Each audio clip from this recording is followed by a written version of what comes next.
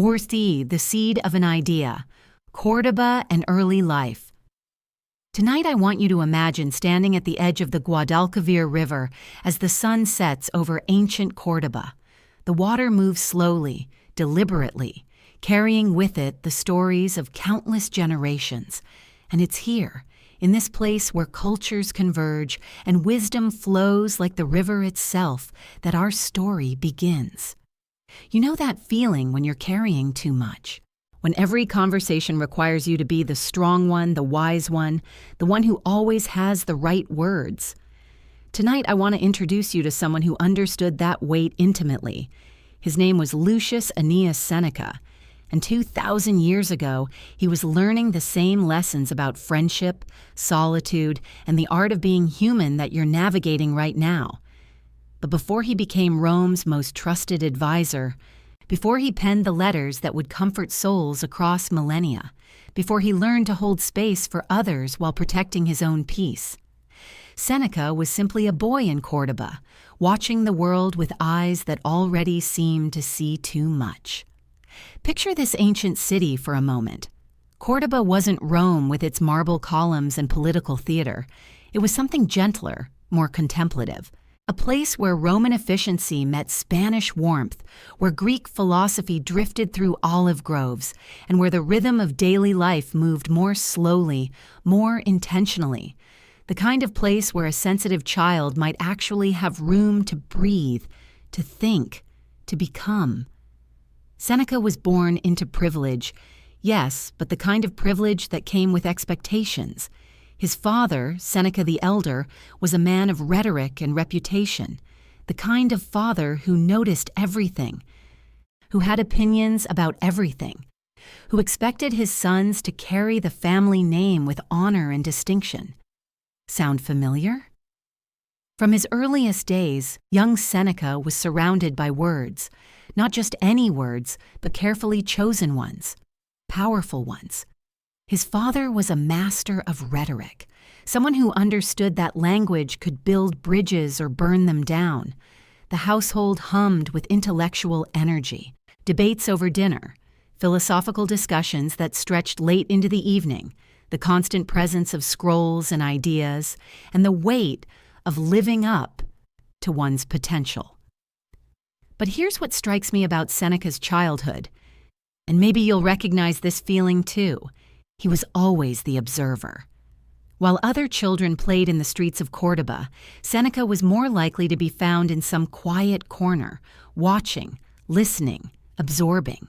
Not because he was antisocial, but because even then, he seemed to understand that the most important lessons weren't taught. They were witnessed.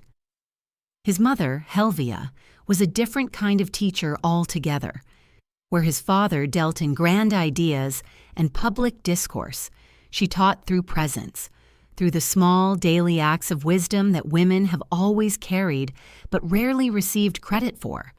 She showed him that strength wasn't always loud, that sometimes the most profound influence happened in moments of quiet understanding.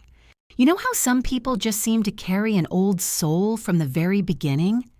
Seneca was one of those children. While his peers were concerned with games and competitions, he was already asking the kinds of questions that most people don't encounter until life has worn them down a bit. Questions like, what does it mean to live well? How do we find peace in a world that demands so much from us? How do we love people without losing ourselves in the process? The Spain of Seneca's youth was a place where these questions felt natural. It was a province of the Roman Empire, yes, but it maintained its own character, its own pace. There was something in the air there. Maybe it was the way the light fell differently, or the way conversations lingered over meals, or the way people seemed to understand that rushing through life meant missing most of it. In Cordoba, Seneca learned his first lessons about solitude. Not loneliness, solitude. There's a difference, isn't there? Loneliness is what happens when we feel disconnected from others. Solitude is what happens when we feel connected to ourselves. And in those early years, wandering through the olive groves outside the city or sitting by the river as the day ended, Seneca was discovering that some of our most important conversations happen when we're alone. His health was never robust. Even as a child, he dealt with respiratory issues that would plague him throughout his life. But what could have been a limitation became, instead, a different kind of gift. When you can't always keep up with the physical demands of childhood, you learn to develop other muscles: the muscle of observation, the muscle of reflection, the muscle of finding meaning in moments that others might rush past. I think about the young Seneca often, especially on nights like this when the world feels heavy and you're here, looking for a place to set down all the things you've been carrying. Because even then, even as a boy in ancient Spain, he was learning something that would serve him well in the years to come, and something that might serve you well too. He was learning that wisdom isn't about having all the answers. It's about asking better questions. It's about sitting with uncertainty long enough to let understanding emerge naturally. It's about recognizing that the most important education happens not in grand moments of revelation, but in the accumulation of small insights gathered over time. The seed of his later philosophy was already taking root in those early years, not through formal study, that would come later, but through the simple practice of paying attention. Attention to the way people treated each other when they thought no one was watching. Attention to the difference between what people said and what they actually valued. Attention to the quiet voice inside himself that seemed to know things his mind hadn't yet learned.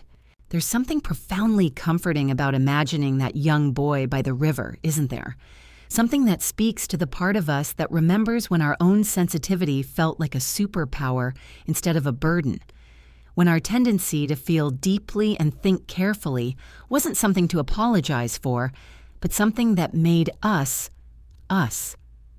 Because that's what Cordoba gave Seneca, and what his early years gave him: permission to be exactly who he was, a thinker, a feeler, someone who understood, even before he had the words for it, that life's most important work happens in the spaces between action and reaction, in the pause before we speak, in the breath before we decide, in the moment when we choose how to respond to whatever the world has handed us. The Spain of his childhood was teaching him something else, too. Something about the value of roots, about knowing where you come from, not so you can stay there forever, but so you always have a place to return to when the world becomes too much. A place in your memory, if nowhere else, where you remember who you were before you learned to be everything to everyone.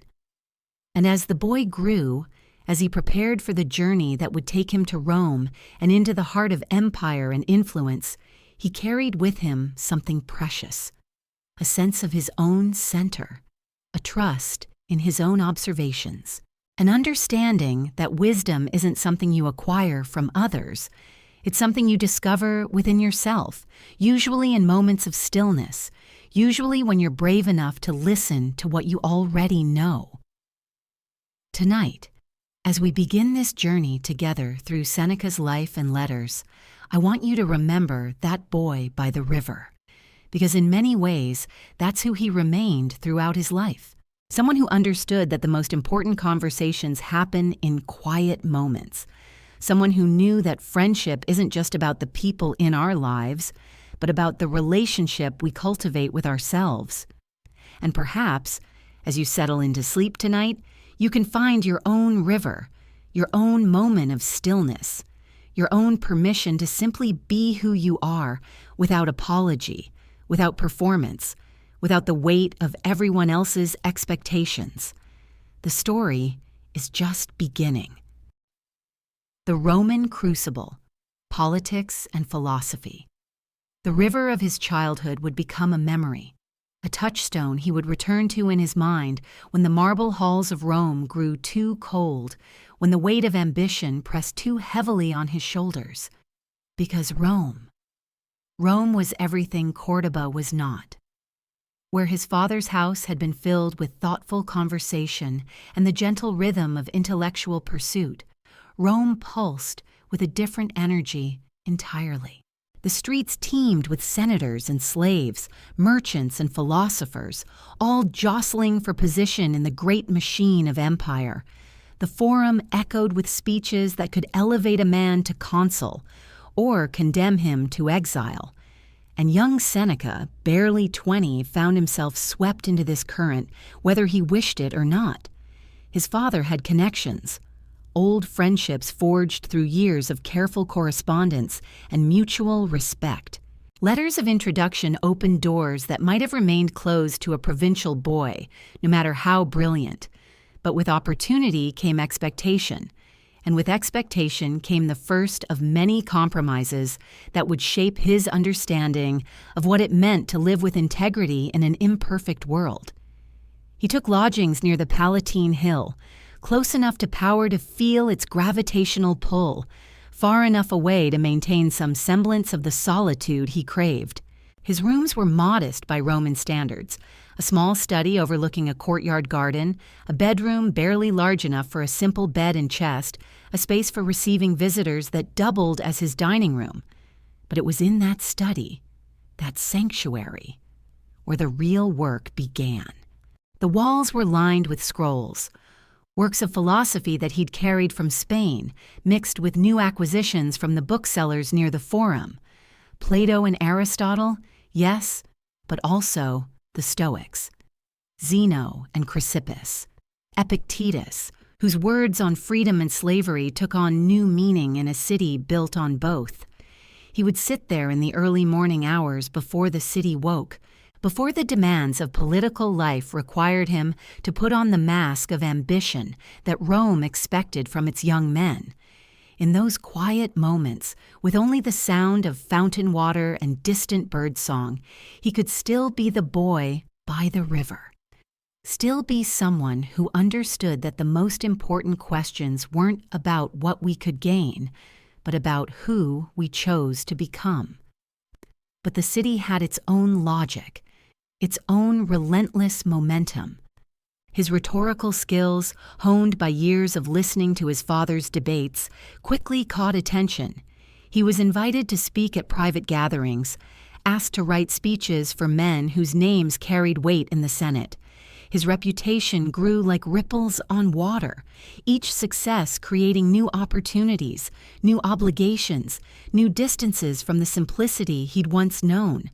And with each step forward, he felt the tension more acutely. How do you maintain your principles when compromise is the currency of survival? How do you speak truth when truth can be dangerous? How do you serve the greater good when the greater good is defined by men who may not share your understanding of virtue? These weren't abstract philosophical questions anymore. They were daily realities, choices that had consequences not just for himself, but for everyone whose lives intersected with his growing influence. He began to understand why his father had chosen the quieter path, why some men preferred the role of advisor to that of actor on the political stage.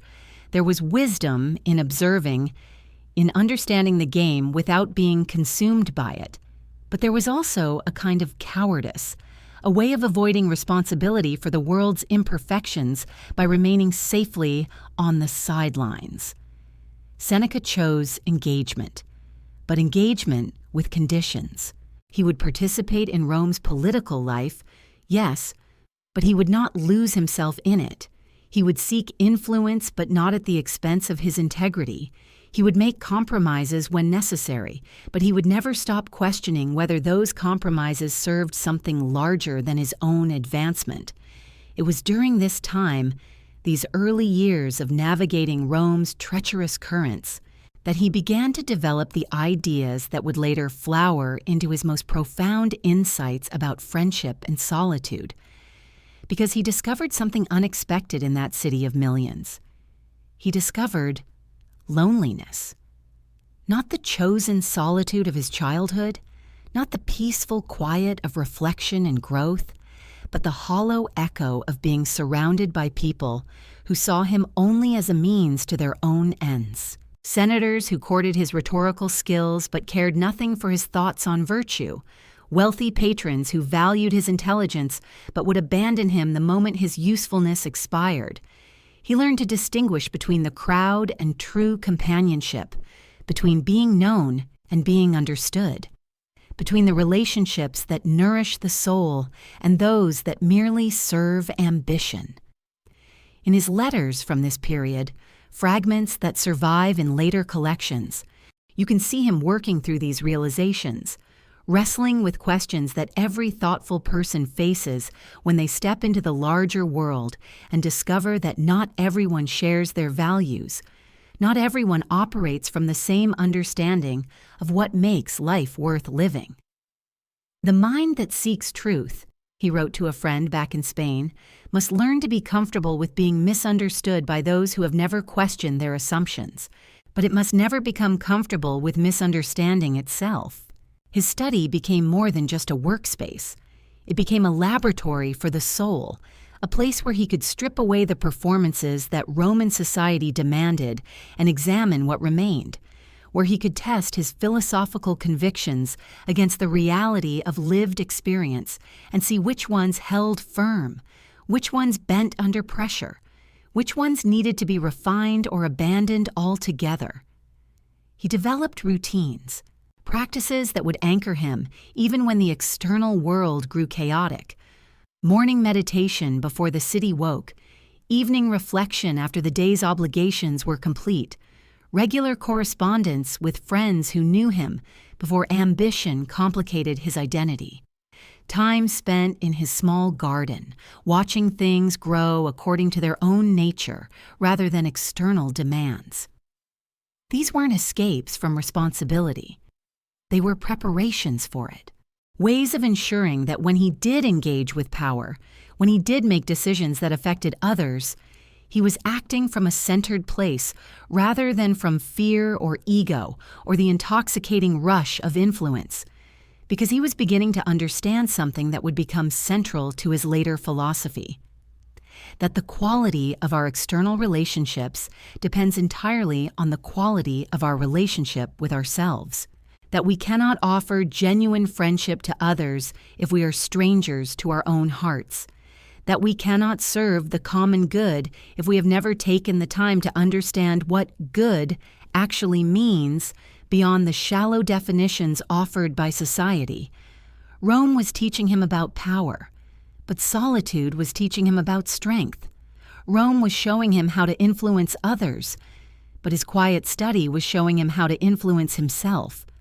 Rome was offering him a place in history, but his morning meditations were offering him a place in the eternal conversation between wisdom and experience that transcends any particular moment or culture. And so he learned to live between worlds, to be fully present in the political arena when duty called, but never to mistake that arena for the totality of existence, to engage with ambition without being enslaved by it, to seek influence as a means of service rather than as an end in itself. The boy by the river was becoming a man, but the river itself, that symbol of constant flow and patient persistence, remained alive within him.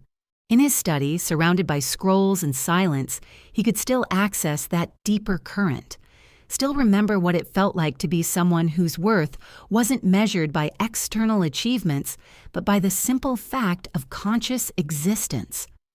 This would be his gift to future generations. This understanding that true friendship, with others and with ourselves, requires spaces of refuge, places where we can set down the masks we wear for the world and remember who we are beneath all the roles and expectations and performances, places where we can simply be. As you rest tonight, perhaps you can imagine your own study, your own sanctuary, your own space where the world's demands fade into background noise and what remains is simply the quiet rhythm of your own breathing, your own heartbeat, your own patient journey toward understanding.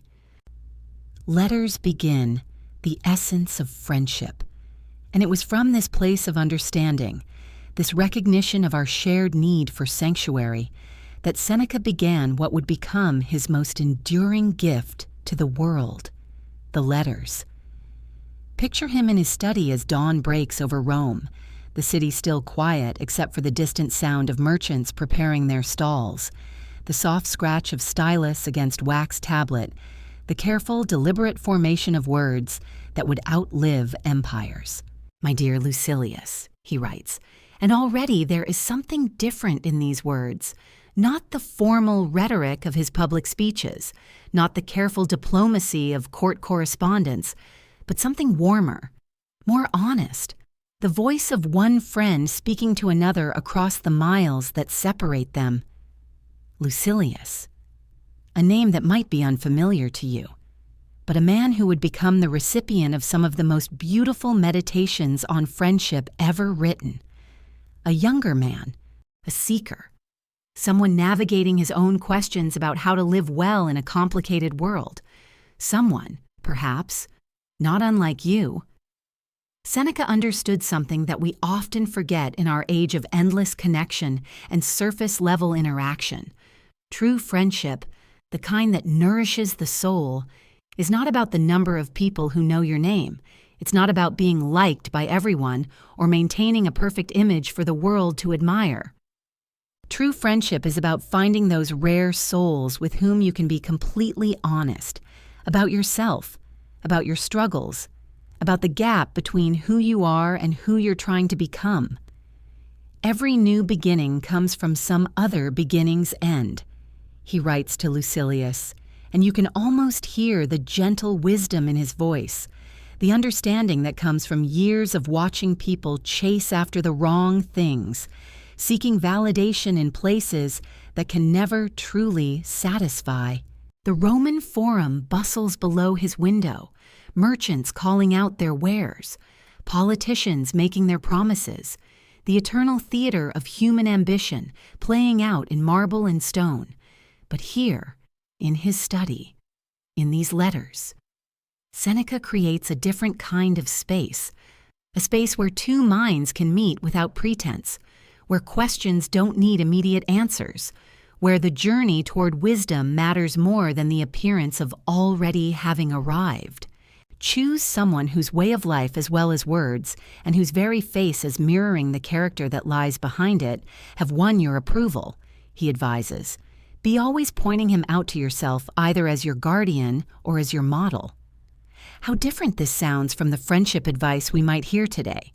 The emphasis on networking, on connections that serve our purposes, on relationships that advance our goals. Seneca speaks instead of friendship as a form of mutual elevation. Not what can this person do for me, but how can we help each other become more fully ourselves? He writes about the importance of choosing friends who inspire us toward our better angels, people who see not just who we are, but who we have the potential to become, who love us enough to hold us accountable, gently, patiently, without judgment. Associate with those who will make a better man of you, he counsels. Welcome those whom you yourself can improve. There's something so beautiful about this reciprocity, this understanding that the best friendships are not one-sided, that we all have something to offer, some wisdom gleaned from our particular journey, some insight born from our unique struggles. You know this feeling, don't you? Those rare conversations where time seems to stop, where you find yourself saying things you didn't know you thought, where you leave feeling somehow more yourself than when you arrived. Seneca recognized that such friendships are precious precisely because they are rare. Not everyone is ready for this level of honesty. Not everyone wants to do the inner work that real connection requires. It is equally faulty to trust everyone and to trust no one, he observes, with the practical wisdom of someone who has learned to navigate the complexities of human nature without becoming cynical about its possibilities. As you listen to these words tonight, perhaps you can think of your own Lucilius, that person, or perhaps those few people with whom you can drop the performance, with whom you don't have to be perfect or have all the answers, or perhaps, if you haven't found that person yet, you can hold space for the possibility, for the friend who will see you clearly and love you anyway, who will celebrate your growth without needing to take credit for it, who will sit with you in your questions without rushing to provide solutions. The letters continue, week after week, month after month. Seneca sharing not just philosophical principles, but the daily practice of trying to live them, the small victories, the repeated failures, the patient work of becoming human. Every day and every hour ought to strip some folly from us, he admits, and there's something so refreshing about this honesty, this acknowledgement that wisdom is not a destination, but a practice, that even the wisest among us are still learning, still growing, still discovering new depths of their own capacity for both shadow and light. In our age of curated social media feeds and carefully crafted public personas, there's something revolutionary about this kind of transparency, this willingness to show up imperfectly, to share the messy middle of the journey rather than just the highlight reel. The friendship between Seneca and Lucilius unfolds through these letters like a slow-blooming flower, built not on shared activities or common interests, though those have their place, but on a shared commitment to growth, to truth, to the patient work of becoming more fully alive. When the mind is at peace and in harmony with itself, Seneca writes, when it has gained control over its passions, then and only then does it become capable of genuine friendship. This is perhaps the most challenging aspect of his teaching on friendship, the recognition that our capacity to truly connect with others is directly related to our relationship with ourselves, that we cannot give what we do not have, that the work of friendship begins with the work of self-knowledge. How often do we seek in others what we have not learned to cultivate within ourselves? How often do we ask our friends to fill spaces that can only be filled from within? Seneca's letters remind us that the best friendships are not born from neediness, but from fullness. Not from what we lack, but from what we have to offer. Two whole people choosing to walk alongside each other, supporting without enabling, challenging without condemning, loving without possessing. As the Roman evening settles around his study, as the last light fades from the 7 hills, Seneca sets down his stylus and reads over what he has written. Tomorrow there will be more letters, more insights, more gentle invitations to live with greater awareness and compassion. But tonight, in this moment, he has done what friends do. He has reached across distance and difference to say, you are not alone in your questions. You are not alone in your struggles. You are not alone in your desire to live with greater purpose and meaning. And perhaps, as you settle into sleep tonight, you can carry this same spirit with you, this understanding that true friendship is one of life's greatest gifts, and that it begins with learning to be a friend to yourself. Exile and inner strength, testing the bonds. But friendship, as Seneca would soon discover, is not merely tested in the comfortable spaces of shared meals and philosophical discussions. Sometimes, the truest measure of connection comes when distance forces us apart, when circumstances beyond our control separate us from those we hold dear. In the year 41 CE, everything changed. The Emperor Claudius, newly risen to power after Caligula's assassination, cast his suspicious gaze upon those who had served in the previous court. Accusations flew like arrows in a storm, and Seneca found himself caught in the crossfire of imperial paranoia. The charge was adultery, allegedly with Julia Livilla, the emperor's own niece.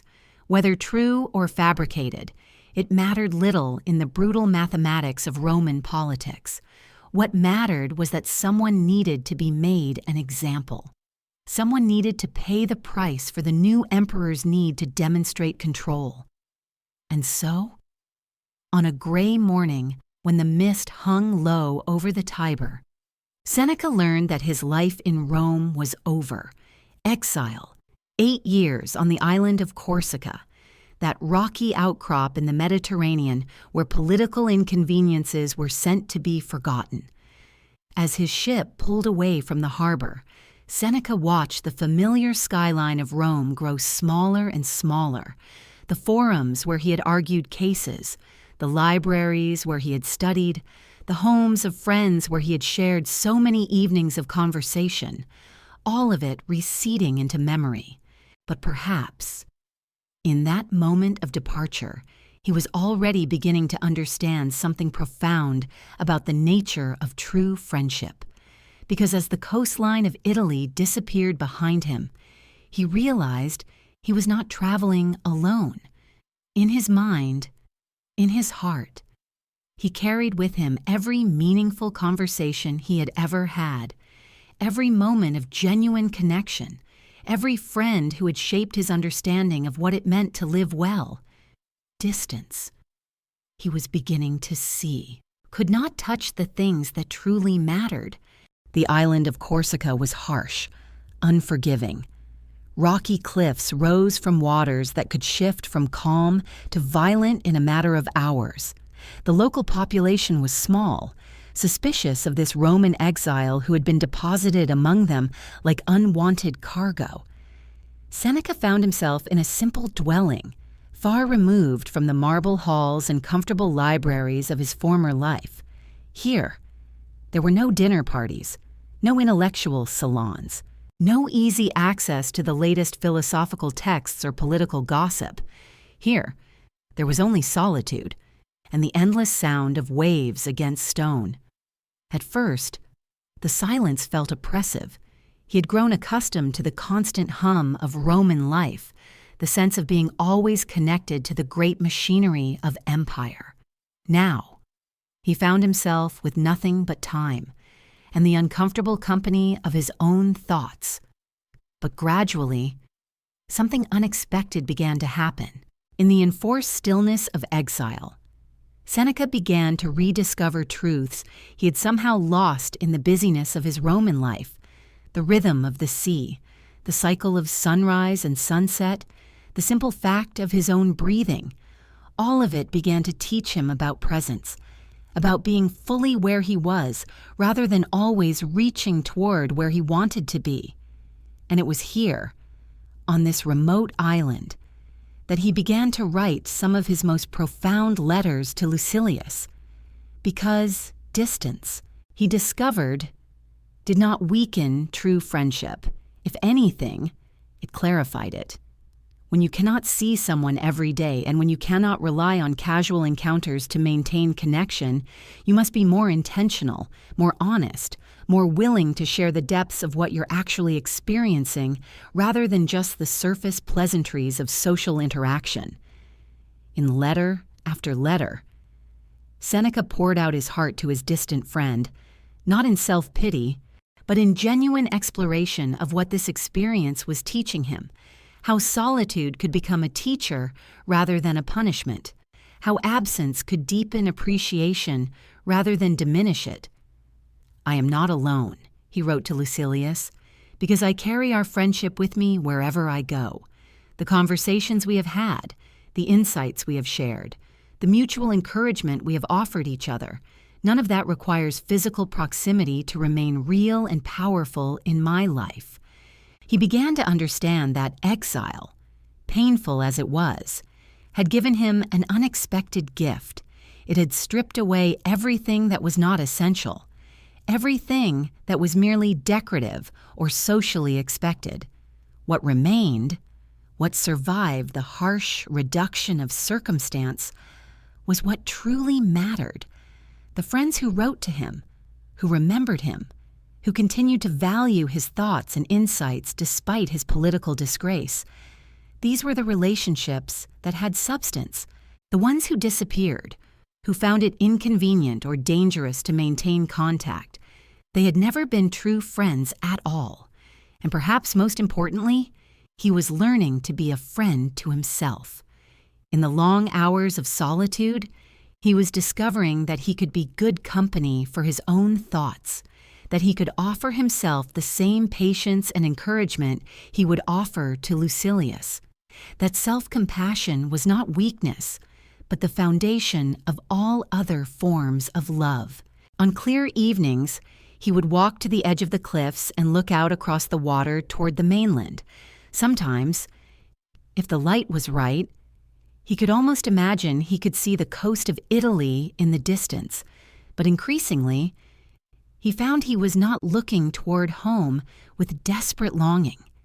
Instead, he was simply present with the beauty of where he was, the way the setting sun painted the water in shades of gold and crimson, the sound of gulls calling to each other as they rode the evening wind, the solid feeling of stone beneath his feet, reminding him that even in exile, even in uncertainty, there was still ground to stand on.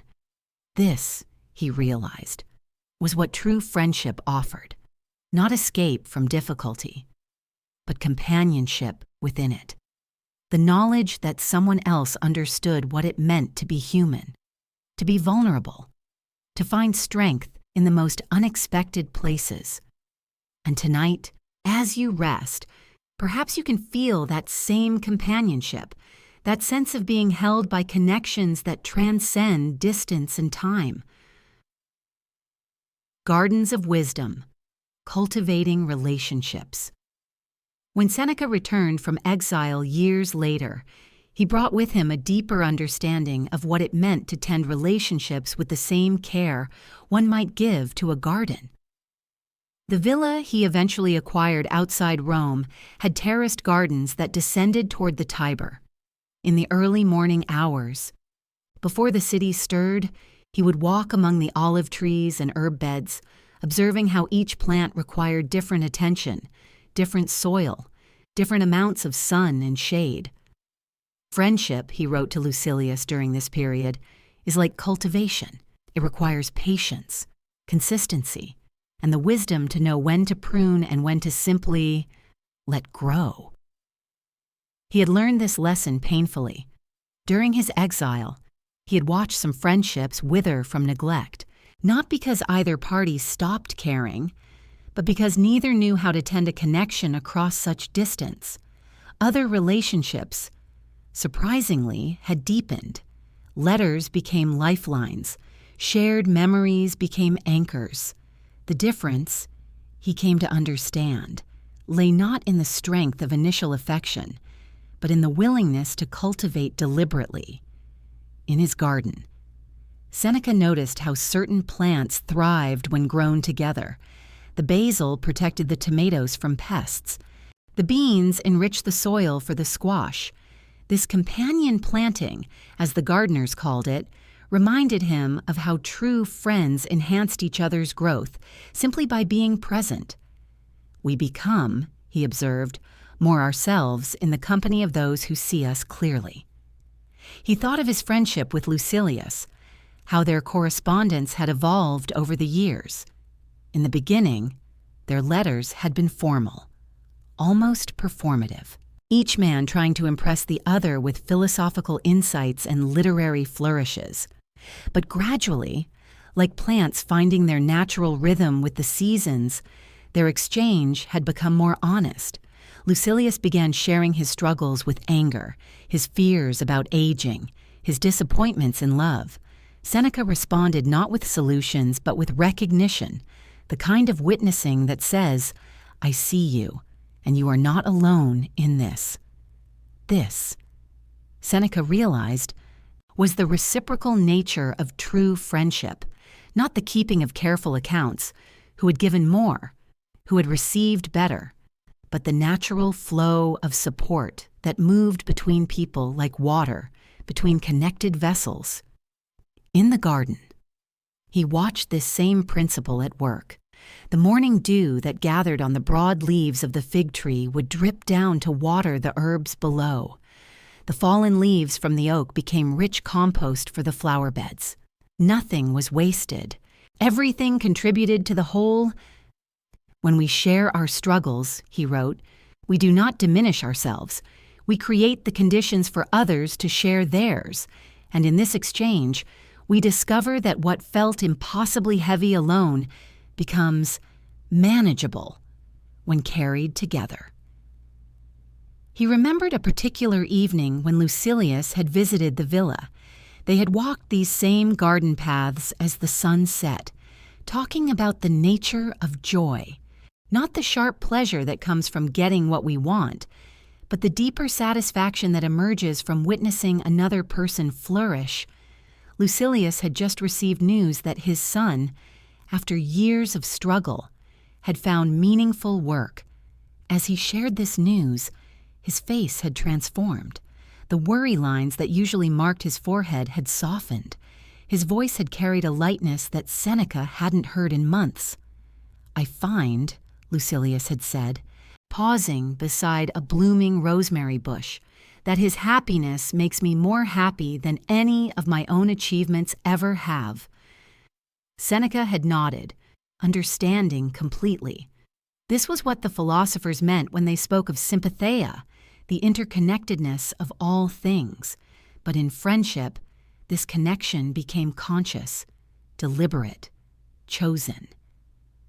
"We expand our capacity for joy," Seneca had replied, "when we learn to celebrate not just our own flowering, but the flowering of those we love." They had stood there in comfortable silence, breathing in the evening air scented with herbs and cooling earth.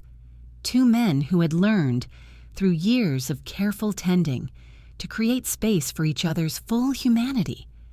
This, Seneca understood, was perhaps the greatest gift of cultivated friendship, not just support during difficult times, though that mattered deeply, but the multiplication of joy during good ones. In the garden, he had noticed how the bees moved between flowers, carrying pollen that would become fruit on distant branches. They took what they needed, but in the process, they enabled abundance they would never directly enjoy. True friends, he thought, moved through each other's lives with similar grace. They carried stories and insights from one conversation to another, creating connections and possibilities that extended far beyond their own immediate needs. He thought of how often Lucilius would mention something he had learned from their correspondence when writing about conversations with his own friends, how ideas they had explored together would appear, transformed and enriched, in Lucilius's own philosophical writings. "We become gardeners of wisdom," Seneca wrote, "when we plant insights in the soil of friendship, knowing that what grows may surprise us, may exceed anything we could have cultivated alone." As the seasons turned in his garden, Seneca observed the rhythms of growth and rest, abundance and dormancy. Some years the olive harvest was generous. Other years, the trees seemed to focus their energy on deepening their roots, producing less fruit but growing stronger. Friendship, he realized, followed similar cycles. There were seasons of intense connection, long conversations that stretched into the night, frequent letters, shared adventures. And there were quieter periods, when life's demands pulled each person toward other responsibilities, when contact became less frequent but no less meaningful. The key was trusting the roots, trusting that what had been planted in seasons of closeness would sustain the relationship through periods of distance. "A friendship rooted in genuine care," he wrote, "can weather any season, like the olive tree that produces its sweetest fruit after the harshest winters. Our deepest connections often grow stronger through periods of separation, if the foundation has been well tended. Tonight, as you rest, perhaps you can imagine yourself in such a garden. Feel the evening air, smell the herbs and flowers, sense the quiet satisfaction that comes from tending something beautiful over time. Consider the friendships in your own life, how they have grown and changed, how they have sustained you through different seasons. Notice how some connections have surprised you with their resilience, how others have taught you about the importance of mutual care. And rest, knowing that true friendship, like the garden, continues its quiet work even while you sleep. Roots deepening, connections strengthening, preparing for whatever growth tomorrow might bring. Simple joys, shared meals, and silent walks. In the gentle warmth of late afternoon, Seneca found himself walking slowly along the stone paths of his villa, savoring the simple pleasure of Lucilius's company beside him. They had shared a modest meal of bread, olives, and wine, nothing elaborate, nothing requiring ceremony or performance, just two friends, breaking bread together, letting conversation flow as naturally as the fountain in the courtyard. "You know, my dear friend," Seneca said, pausing to watch the light filter through the olive trees, "I have attended countless banquets in Rome, elaborate affairs with multiple courses and entertainment, yet I cannot remember the taste of a single dish." He smiled, picking up a piece of the simple bread they had shared. "But this I will remember, not because of what we ate, but because of how we were present to it and to each other."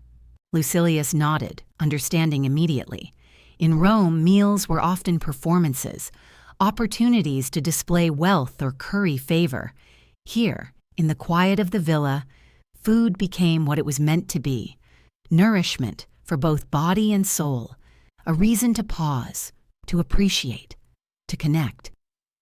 They continued their walk along the ancient stones of the Appian Way, the same road that had carried countless travelers before them, that would carry countless more long after they were gone. There was something deeply comforting in this continuity, this sense of being part of a larger human story, of walking where others had walked, of finding the same simple joys that had sustained people for generations. "I used to think," Seneca reflected, his voice soft with understanding, "that meaningful connection required grand gestures, profound conversations, moments of high drama or deep revelation." He paused, watching a bird settle on a nearby branch. "But I have learned that friendship lives most fully in these quiet spaces, in the willingness to simply be together, without agenda, without performance."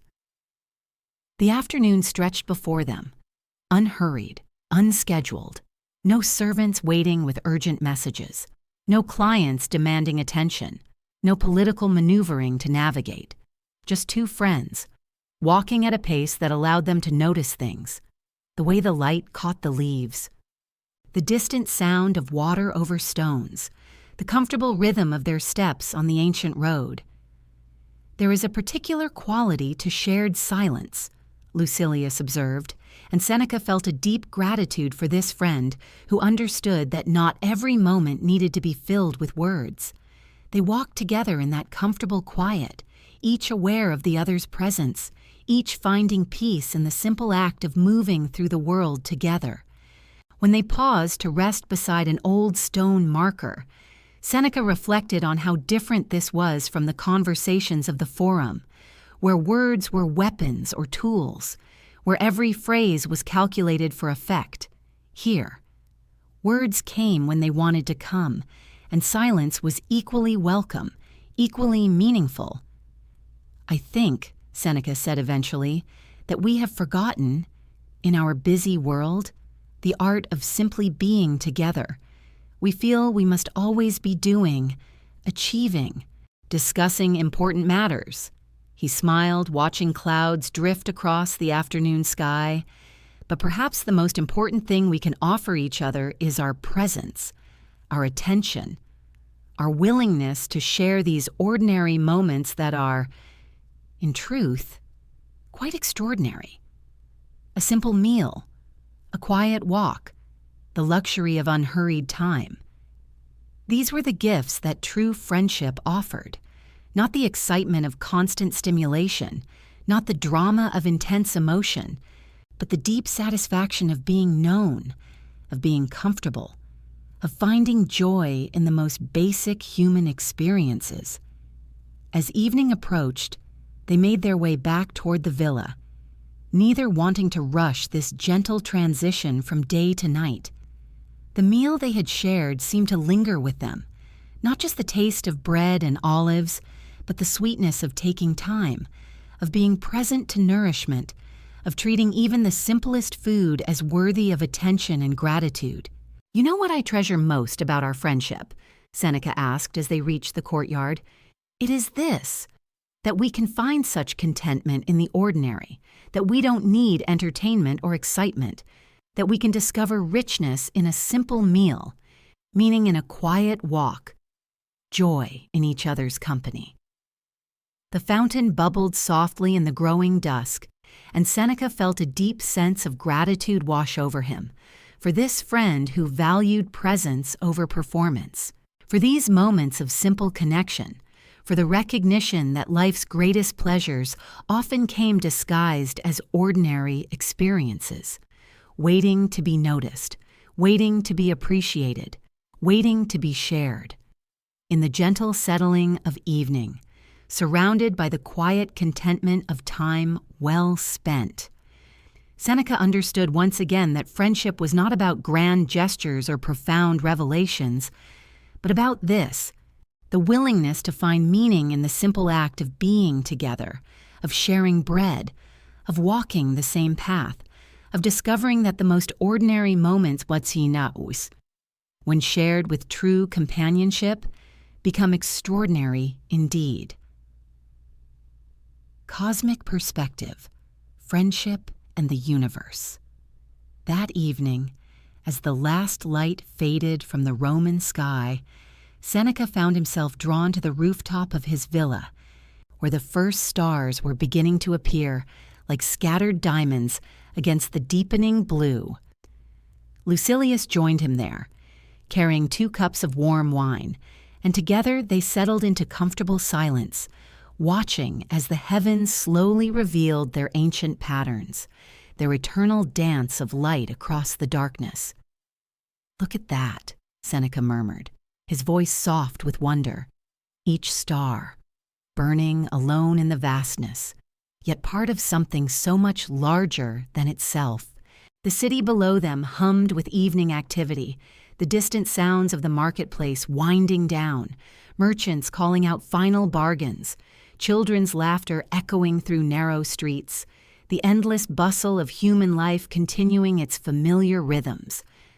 But up here, beneath the expanding canopy of stars, all of that seemed to fade into proper perspective, becoming part of a much grander tapestry, one that stretched beyond Rome, beyond their time, beyond their individual concerns and daily struggles. "I used to think friendship was about finding someone who understood my world," Seneca continued, his eyes still fixed on the constellation emerging overhead. "But perhaps it's about finding someone with whom I can step outside that world entirely and see it, truly see it, for what it is." Lucilius nodded slowly, understanding flowing between them without need for elaborate explanation. The kind of wordless communication that comes only with the deepest trust, the most genuine connection. In the marketplace below, people hurried past each other, focused on their transactions, their immediate needs, their pressing concerns, each person carrying their own universe of worries and hopes, yet rarely pausing to truly see the person beside them, to recognize the shared humanity that connected them all. "We spend so much time," Seneca observed, "building walls around our small corner of existence, protecting what we think is ours, competing for resources that seem scarce, forgetting that we're all part of the same infinite story." The stars continued their silent testimony, some burning bright and steady, others flickering at the edge of visibility, all of them part of patterns that had guided travelers and dreamers for countless generations, patterns that would continue long after Seneca and Lucilius had returned to dust. True friendship, Seneca realized aloud, his voice carrying the weight of deep contemplation, gives us a glimpse of that larger perspective. It reminds us that we're not isolated points of light, struggling alone in the darkness, but part of something magnificent, something interconnected, something eternal. A gentle breeze stirred the air around them, carrying the scents of jasmine from the garden below, the distant aroma of bread from neighborhood ovens, the salt tang of the sea beyond the city walls, all of it weaving together into the rich tapestry of evening, of life continuing its ancient rhythms. In the cosmic scale of things, their friendship was just a brief flicker, two souls finding each other across the vastness of time and space. But in that flicker, in that precious connection, lay something that transcended the temporary, something that touched the eternal, something that made the entire universe feel less lonely, more purposeful, more alive with possibility. The stars watched over them, silent witnesses to this moment of recognition, this understanding that true companionship, genuine connection, was perhaps the closest thing to magic that mortal beings could experience, a bridge between the finite and the infinite, between the self and the cosmos, between isolation and belonging. Seneca, finding peace, reflection, and acceptance. And in the quiet hours that followed, as the stars continued their eternal dance overhead, Seneca understood that he had discovered something profound about the nature of human connection, something that would guide him through all the remaining years of his life, through triumph and loss, through the complexities of serving emperors and the simplicities of tending his garden. The friendship with Lucilius had become more than companionship. It had become a teacher, showing him that we are never truly alone when we learn to see ourselves clearly, to accept our imperfections with the same gentleness we offer a dear friend, to recognize that the voice of wisdom we seek outside ourselves often echoes most clearly in the quiet chambers of our own hearts. As he made his way back to his villa that night, the familiar path illuminated by moonlight, Seneca felt a deep sense of completion, not the completion of arrival at a destination, but the completion that comes from finally understanding the journey itself, the realization that peace was not something to be achieved, but something to be recognized, something that had been there all along, waiting beneath the surface of striving and seeking.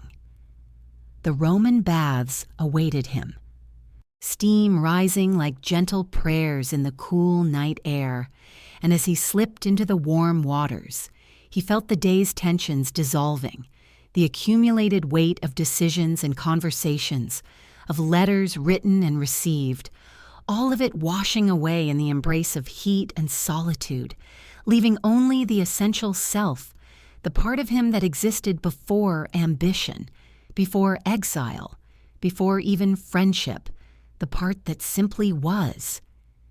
In this moment of cleansing, of renewal, he understood what he would later write to Lucilius about the importance of these daily rituals of release, these small ceremonies of letting go, how they prepare us not just for sleep, but for the deeper rest that comes from accepting ourselves exactly as we are.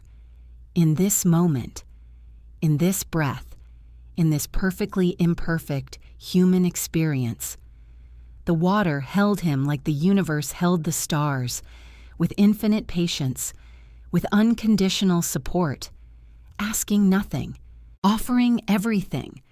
And in this embrace, he felt the truth that would sustain him through all his remaining years, that we are already whole, already worthy, already connected to something vast and beautiful and enduring. As sleep began to call to him, gentle as a friend's voice across a garden, he carried with him the evening's revelations, the understanding that true peace comes not from perfecting ourselves, but from accepting ourselves, not from controlling our circumstances, but from finding grace within them, not from being everything to everyone, but from being authentically, completely, unapologetically ourselves.